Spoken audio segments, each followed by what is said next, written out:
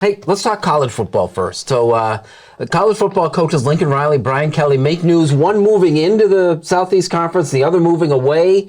It's like, this feels to me like a radical shift in something with college football. It's what I'd love to see. And people will say, well, why, Tariq? Why would you love to see this? I mean, look at Notre Dame. They have to scrounge around and get a new head coach and all this other different things. Lincoln Riley has been linked to about 4 to 5 different other programs, NFL, for the last 3 to 4 years. So that doesn't shock me at all. USC was coming in hard. It also doesn't shock me the fact that when you go back to the Big Ten, where it was Michigan State and Penn State, they shored up their head coaches for 10 years. So I guess now we look after Halloween, before Thanksgiving, for all of these head coaches possibly to be moving somewhere, whether it's to another conference or to the NFL. It also gets to the very next level of points of this is all a business now.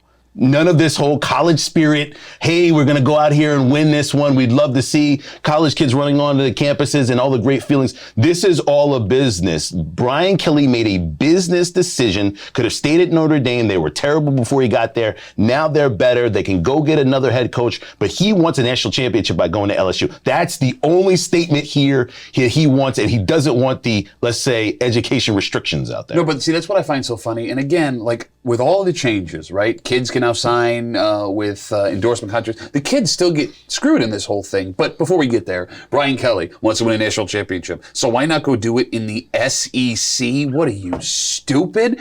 You have a better chance of winning a national championship at Notre Dame than you do inside the SEC. You're leaving a team that has a legitimate chance, as we tape this, we don't know, to make it into the playoff here, to go rebuild an LSU program. And that, by the way, blew out a coach that was beloved by students, alumni, and faculty there at LSU. Like, I get, okay, if you're going to go for the money, say you went for the money. But there's no integrity anymore, especially for Brian Kelly, super Catholic, my dream job. He says, what, how many weeks before? He was there 13 years. Okay, great. Don't say 2 weeks before, unless somebody cuts me a check for $250 million, I'm not going anywhere. Like, Notre Dame is different. I believe guys when they say, I want to come here because of it.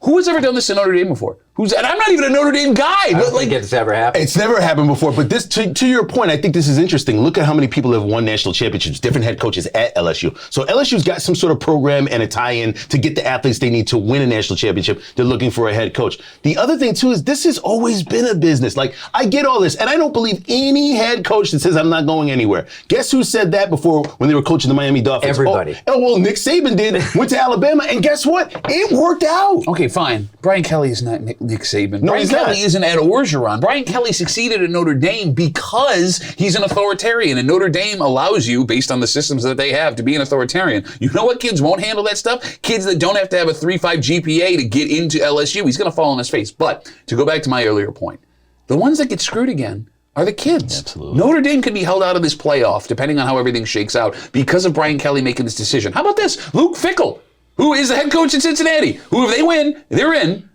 is being mentioned for the Notre Dame job. They could miss out if he leaves to go coach for Notre Dame. You could also have a situation, depending again how all this shakes out, where Luke Fickell has left a team that is in the playoffs to go coach Notre Dame, who could be playing Cincinnati in the playoffs. Like these kids that commit these years to these coaches at 16, 17 years old. They do have an out now, though. Okay. But a coach went in there to a living room to talk to parents about a kid go there and then found out in a text message their head coach isn't going to be there. And Bill, think about this, right? Like the commitment, the impact that a decision that a 17, 18, 19-year-old kid has to make on an education versus the ability for a grown man at 30, 40, 50, 60 to decide what to do to his family. Those are two very wide different decisions. To say that the decision that, a 19-year-old can now go somewhere else and maybe succeed, competing against 5 other people on a depth chart to play quarterback, a wide receiver, a running back, it's not the same as what Brian Kelly just did. It's not the same thing. This is the business we've chosen. Well, it just comes with the territory. I will say this, though, for those of you who don't like Notre Dame, do you not want to root for Notre Dame a little bit more within the last couple of weeks here just to see what would happen? What a story. That's what we love about sports. And there's more. And he said philosophically, and I know we don't have the time to get into it because we want to get into the Bills things. Philosophically,